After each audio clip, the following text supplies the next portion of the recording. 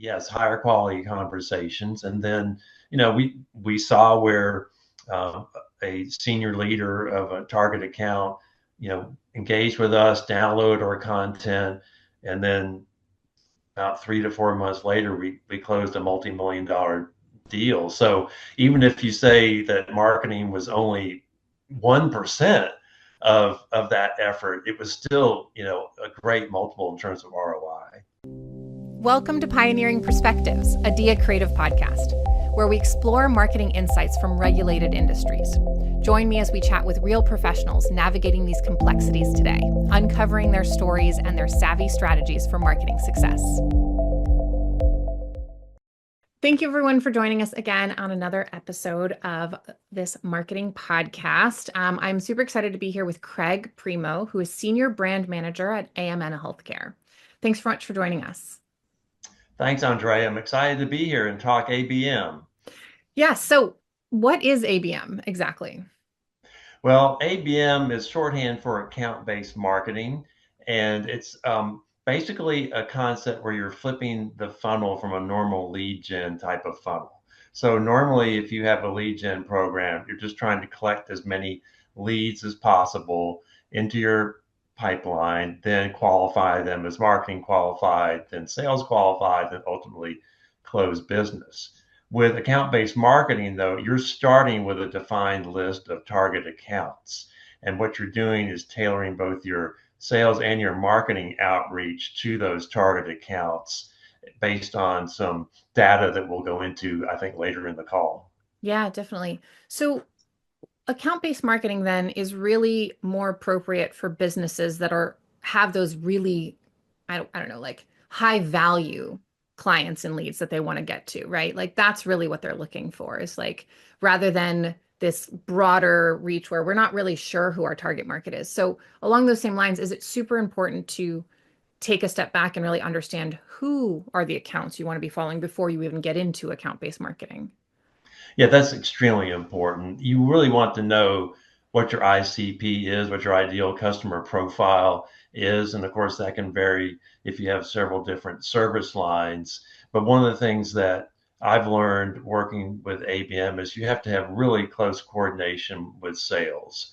So you have to understand what their target accounts are, but beyond that, like why? Why are they the target accounts? What do they see as the opportunities?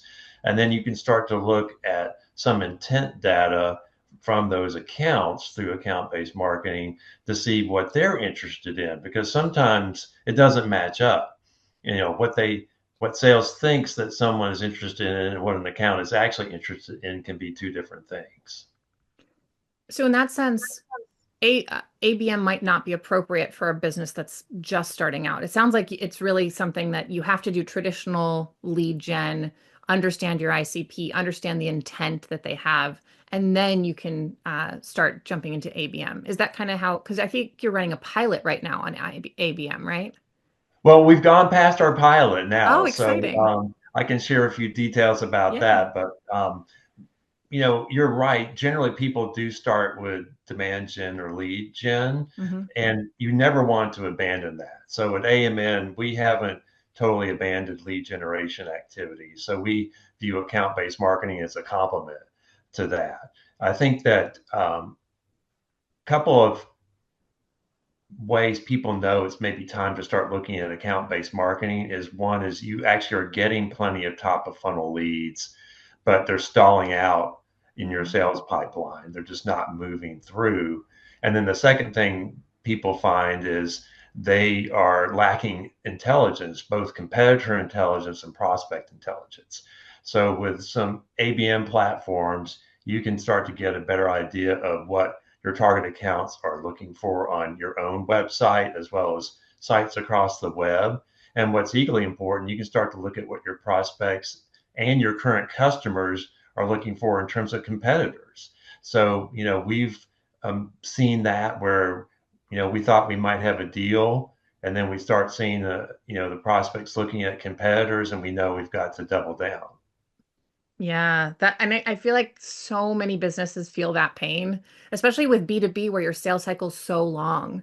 It's like you might have spent almost a year chasing after something and then to just lose it. It sounds like that's where this is really important. So, talk to me a little bit about how you set up your pilot, what came out of that, what are the learnings?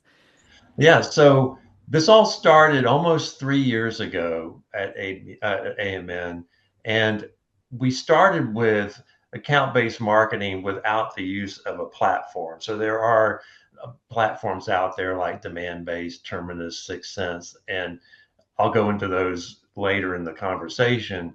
But while I was trying to convince the C suite to purchase one of those platforms, we went ahead and started without it.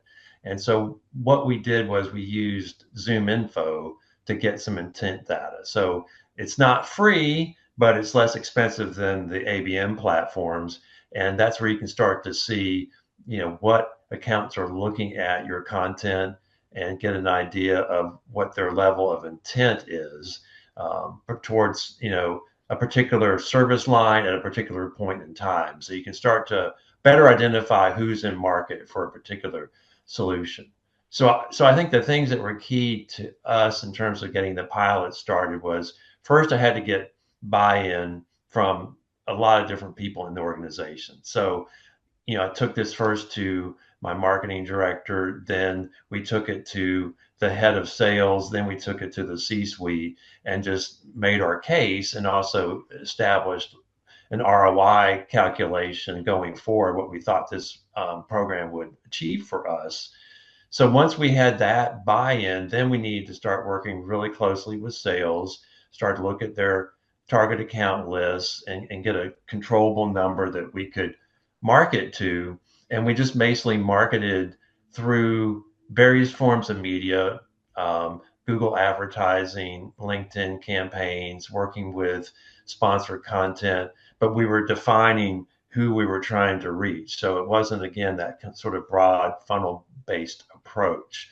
And we were honing in more about what we thought the pain points were for these particular target accounts. So we started working with that, and it's a slow build, but we started to see results from that, and we started to see actual closed business. So we could take a look at a lead that had downloaded one of our pieces of content through the campaign, and then 3 or 4 months later, that became an account, a piece of closed business. So by tracking that through Salesforce, we were able to see, okay, this is starting to get results.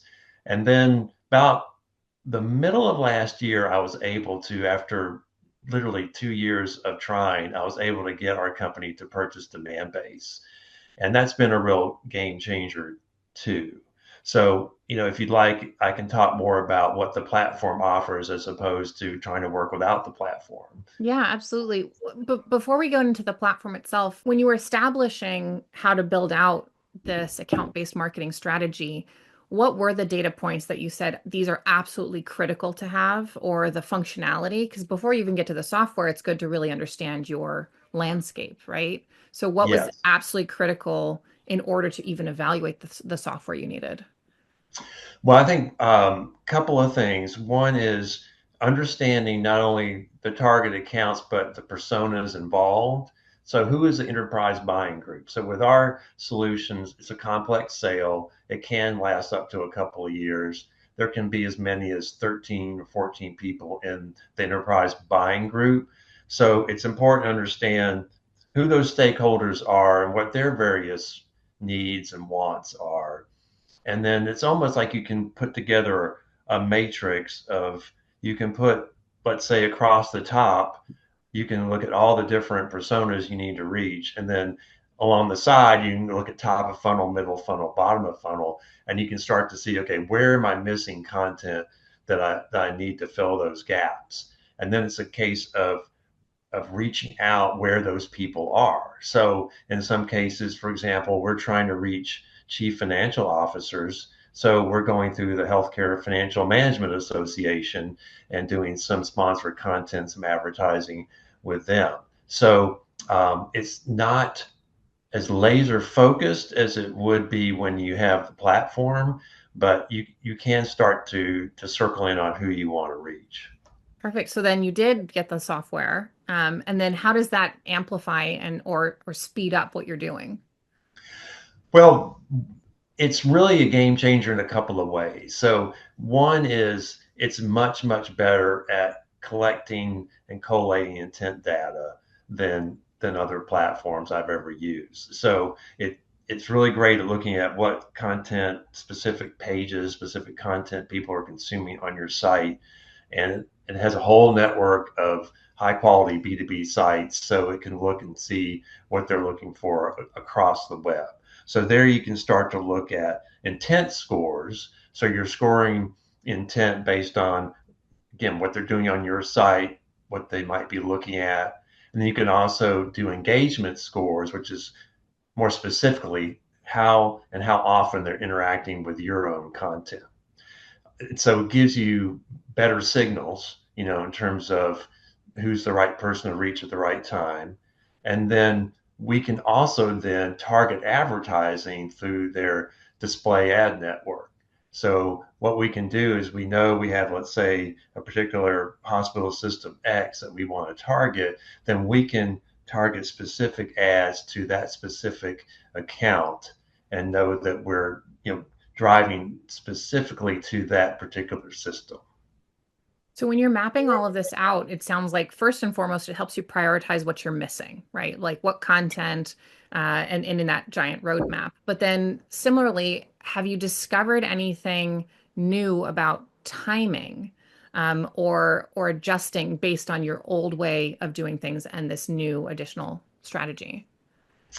Well, I think one of the things that we have found is that our business development reps are really high users of the platform, and in a sense, they're more super users than the salespeople are, because they see that value. It helps target their outreach and their phone calls to try to get appointments and meetings set up. So I think it's helped that team in particular, and then I think it's also helped us understand, when is the right time to advertise and what type of advertising. So you can look at things two ways. You can look at an account with low intent and say, well, let's not worry about them. We should just go after the high intent accounts. Or if you feel like, they are a good fit to your ideal customer profile, run more of an awareness based campaign against that and get the engagement and intent higher. And then you can start another phase where it's more direct and maybe it's a little more demand driven. So when you're running ads, are you talking mostly like LinkedIn ads targeting that specific job title, or are you actually even going as broad as like Google ads and just trying to stick to a geographic area? Now we do more specific than Google ads. So we've actually switched away from doing Google Mhm. display ads, and with Demandbase, they're targeting those specific IP addresses of those healthcare systems. So it's a much more precise targeting, to the point where you could totally customize an ad and say, hello, health system X. That might get a little creepy, but you can do as much targeting as you need. And then when we complement that with LinkedIn, we're still looking at those specific target accounts, and then we're layering in the roles, because demand based is more, as the name sounds, it's account based targeting. LinkedIn, it's account and role. And then we also will layer in still some sponsored content types of promotions with healthcare publications, but we are specifying who we want the leads from. So again, it's not just a general top of funnel. We're telling them we want leads from, this list of 100 accounts. Yeah, I think what I really like about this in particular is like it feels like traditional lead gen almost there's a little bit of an element of luck with timing because they need to know they have a problem and that you are a potential solution for whatever problem they have. But if you go more into account-based marketing, then you could actually pre-sell them with a whole educational campaign that lets them know they have a problem they haven't even identified yet. They just know something's not working, but they're not quite sure what. So have you found that that has opened more doors for you from people that just wouldn't have talked to you without account-based marketing? Yeah, I think it really has. I mean, it's been able to make these conversations more personal and more meaningful to the target. It's not more of a, how can we help you? Or, we Yeah. have every solution you could possibly imagine. It's really a much more targeted conversation. I think the other area that it's been really helpful with is retention and cross sell. So Mm. something that, it's extremely important that you hold on to your current accounts and that you grow those accounts. So that's where we're still using these same techniques. We're seeing, what service lines of AMNs are they missing? Do they not have? Does it match up with what they're looking for? And, how can we bridge that gap? Interesting.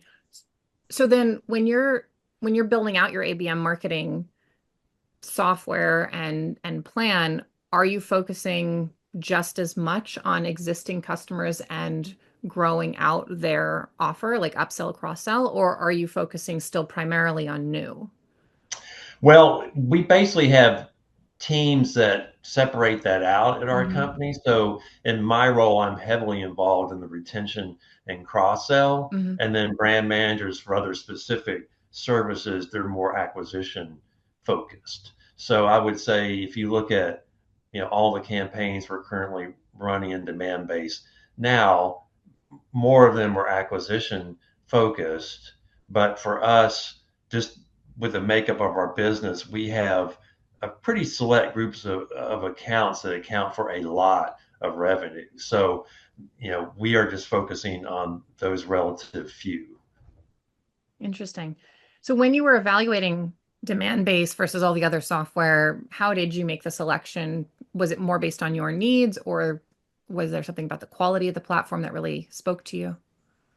Yeah, we did a really thorough vetting process. We looked at Gartner, we looked at Forrester because they rank these platforms, and we ended up looking at the top three at the time, which were Demandbase, Terminus, and Sixth Sense, and did a lot of due diligence and, basically looking at features side by side, trying to compare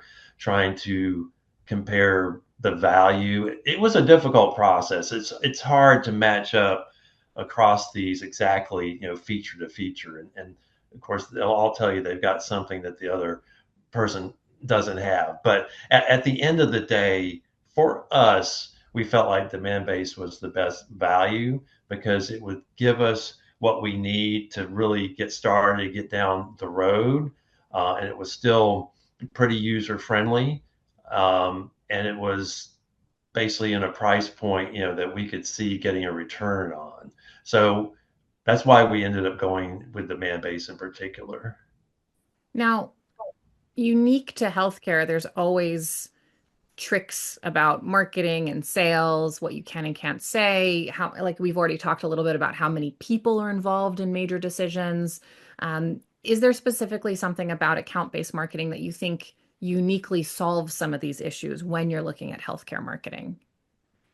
Well, I think it will really help you identify your enterprise buying group over time. So as you're advertising and you're seeing who's engaging with your content, then basically Demandbase does a good job of suggesting who you might want to reach out to.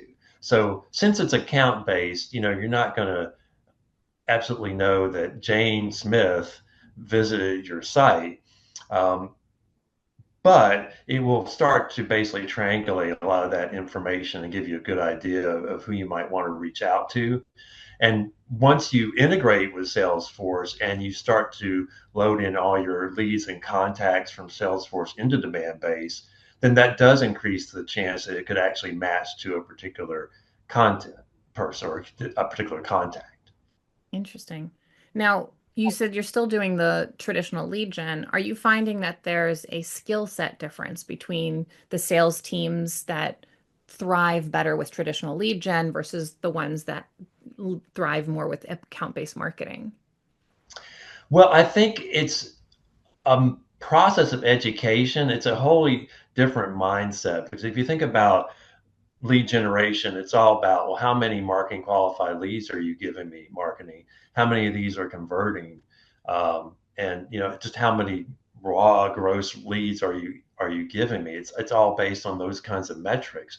And really leads aren't really the point here. It's more engagement. So the things that we look at are, how many opportunities do we have within the target accounts we're trying to reach, and then how fast are they moving down the pipeline to a close. And we're still learning. We're still learning about how all that works. But I think it does take a definite shift in mindset to not just always focus on leads, leads, leads.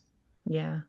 Especially when I feel like traditional lead gen definitely gives you that like adrenaline of like, okay, we've got someone new in the funnel. And this might be, it's not about who's new, it's about how you expand within the existing relationships you have. So it's a lot more relationship building than I'd say hunting, which is like more traditional lead gathering.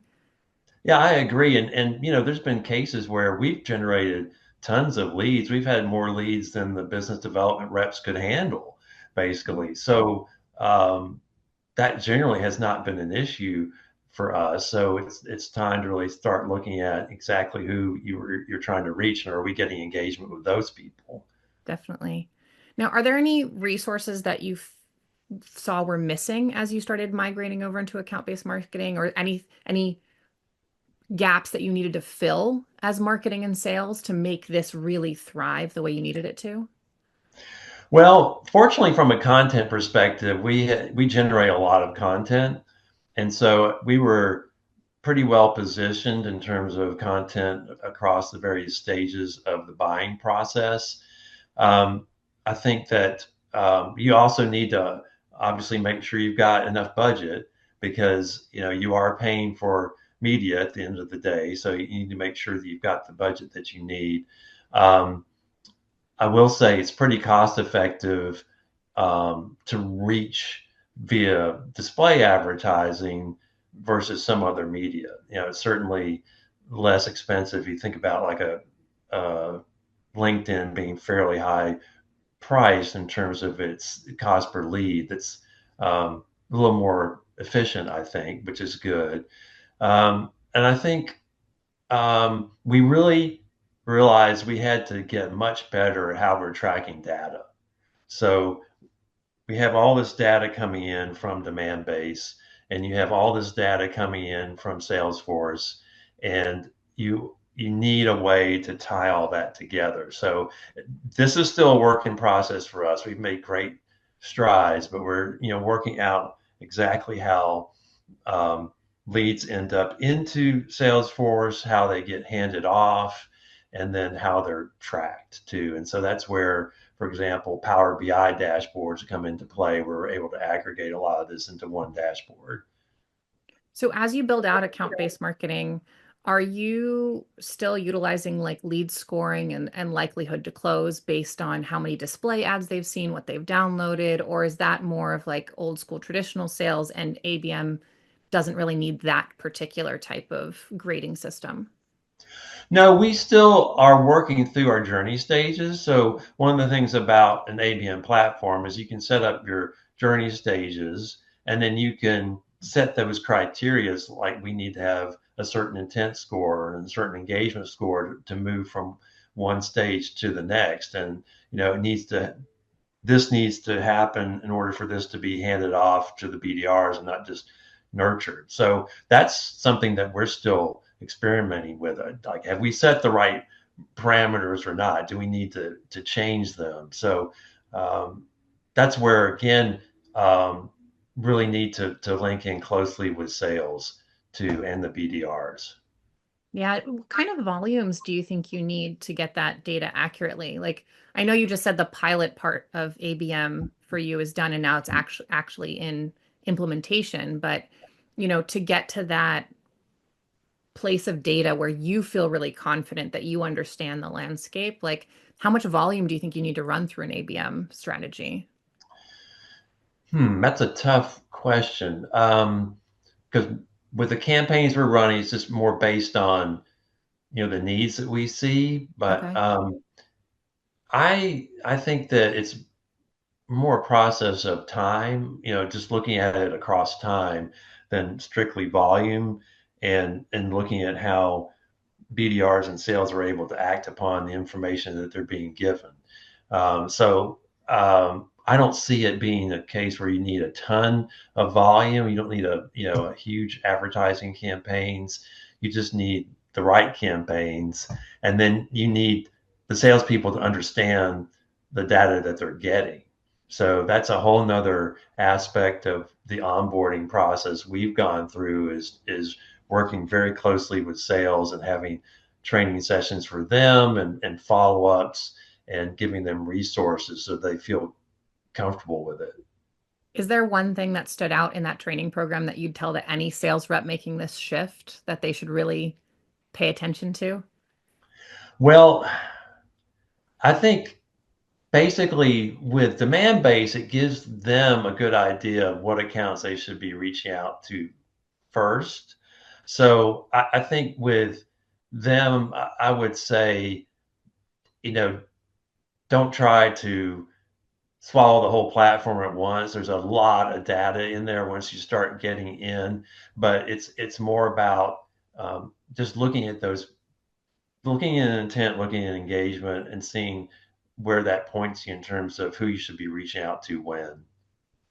And as you are incorporating this, you're obviously reporting up to higher management. How have you shifted their view of success from traditional, right? Because with traditional leads, you might be like, oh, we got 10,000 leads, and Yeah. versus like ABM's not like that. So how do you shift how you communicate success so that senior leadership can really understand the value? Well, one of the things that we do is we are able to show the effect of our campaigns in terms of like how many accounts we've actually reached out of our target list, and then how many have visited the site, how many have actually clicked on a piece of content, and then even enhanced levels of engagement, like if they visited the site a certain number of times in the past 7 days or 30 days. So that's been one part of the process, is educating them that those are important signals to look at. And then the other part of it is to look at the BDRs, like how many meetings are they able to get from the target accounts. So before you even get to a close, like is it positively affecting the number of meetings that they're able to achieve? And then from that point on, you're just looking at, what closed. And there are certain aspects of the campaigns we run where we do get a specific person, a lead, so to speak, because, for example, with the sponsored content campaigns, so those, as we're getting a little deeper into the funnel, we're able to get some very high quality leads to the sales reps that are from the accounts that they want to talk to. That's very cool. I can almost see too that even the sales communication process would shift, right? Because when you're leaning a bit more into account-based marketing, you can get very specific with that account's history or details, Mhm. right, in your sales deck versus a bit more like on the lead gen side. Yeah, you might customize or personalize your deck a little bit, but not to this level. It's more of like a getting into that long-term in-depth relationship versus I know speed dating. I don't know if that's the Yeah. right, but that's kind of how it feels to Yeah. me. It's like you're moving away from Yeah. speed dating and you're more like, let's actually get to know you and talk about what you need in a more specific way. Yeah. And that's so important, particularly in our business where these are large ticket items that they're buying, talent technology or talent services. So, yeah, you have to build trust over time. So that's why, we're layering in other things besides lead generation and account-based marketing. We have a very robust thought leadership program where we're putting out original research and surveys. And so, we communicate that to clients and prospects. We put out a quarterly newsletter with insights.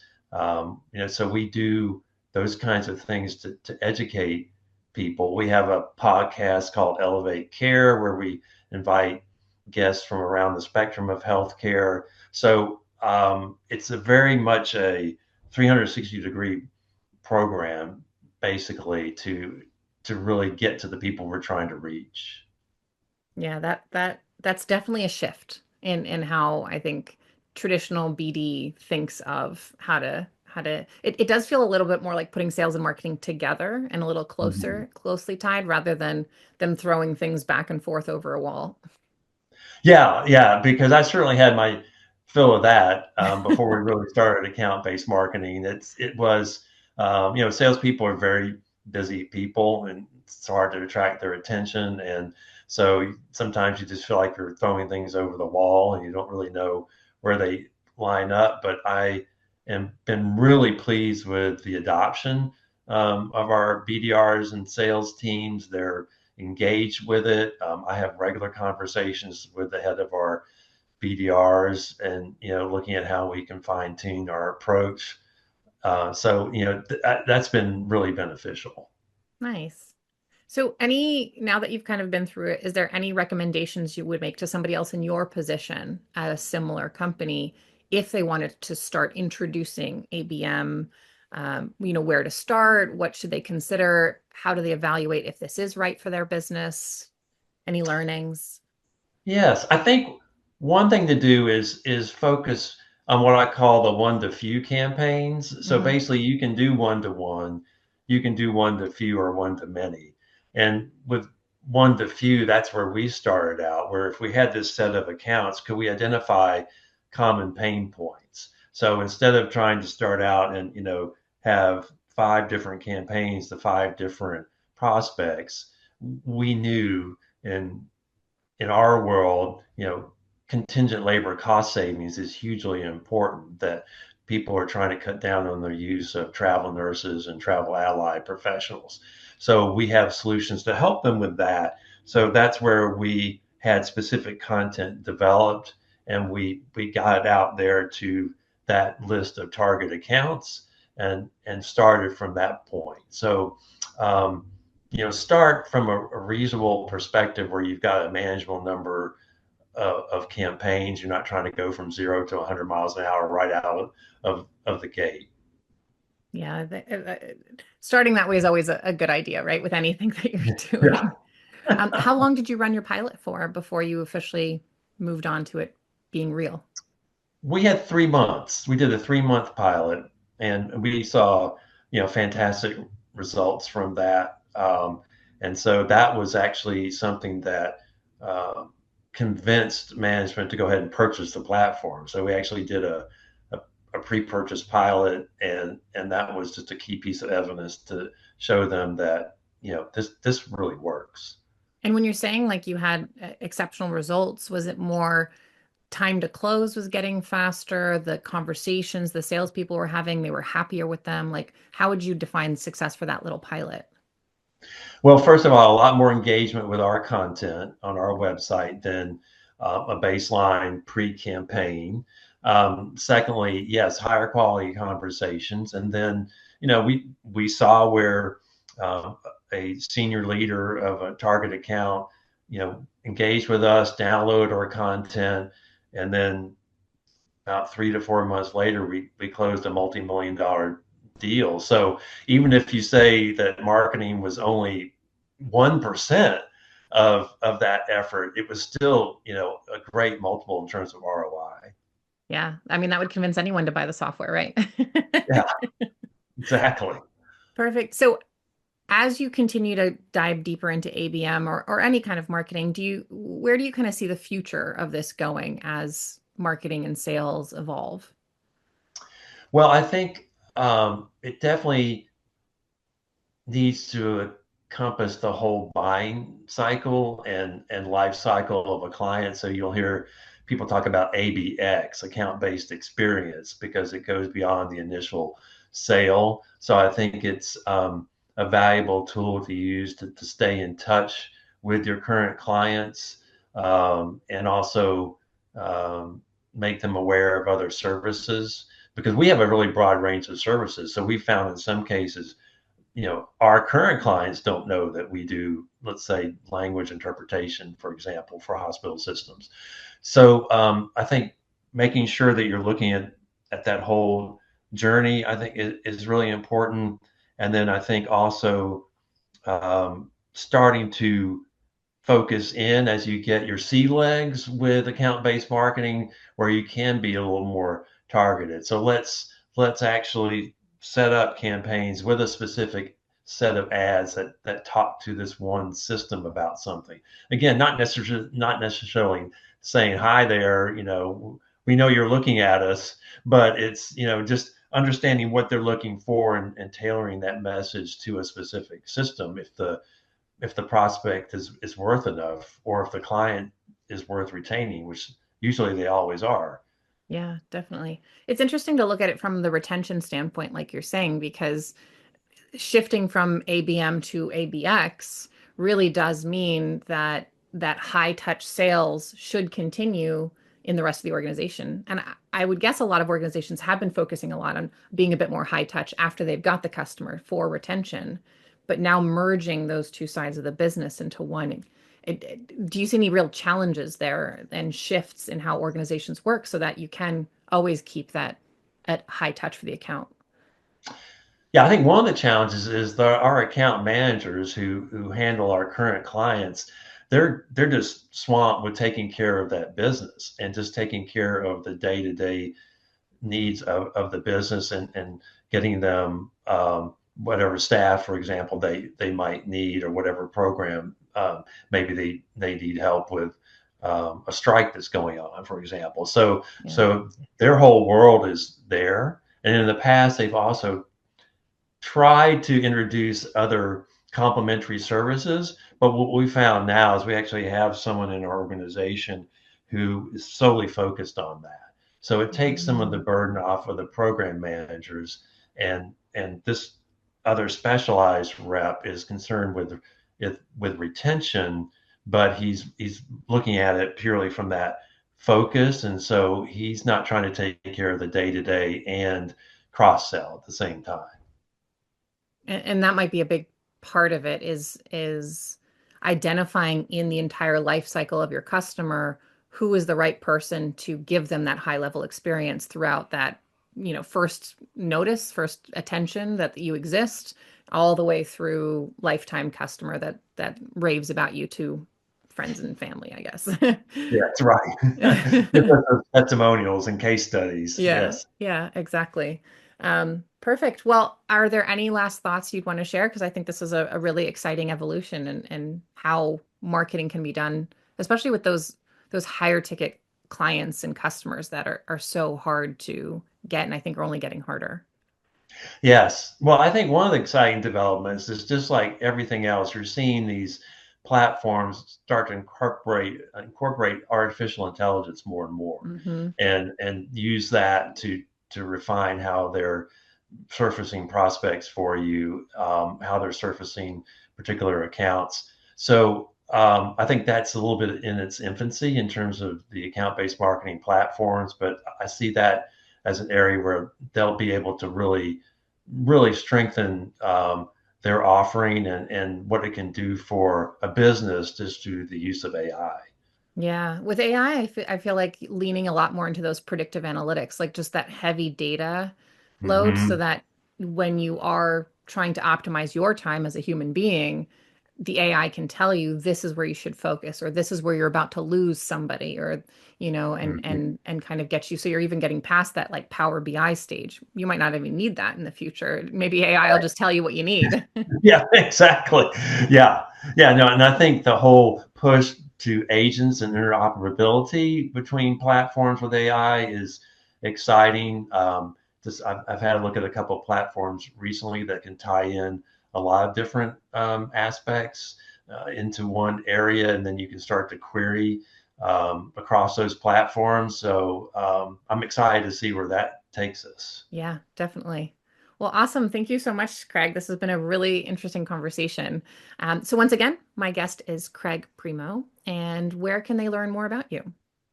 So I have a site and a blog. It's at brandsyncopation.com. And as I say that, I realize I probably didn't make it the easiest URL to understand, but it's brandsyncopation.com. And you'll Perfect. understand why I chose syncopation when you get to the site. Well, that's the end of our episode for today. If you work in a regulated field like medical, legal, or finance and want to share your own marketing insights, email us at podcast@diacreative.com. And if you're looking for marketing support, well, that's exactly what we do. Visit diacreative.com, D-I-A creative.com. Any other info you might need will be in the show notes, including all links mentioned in this episode. Thanks for listening.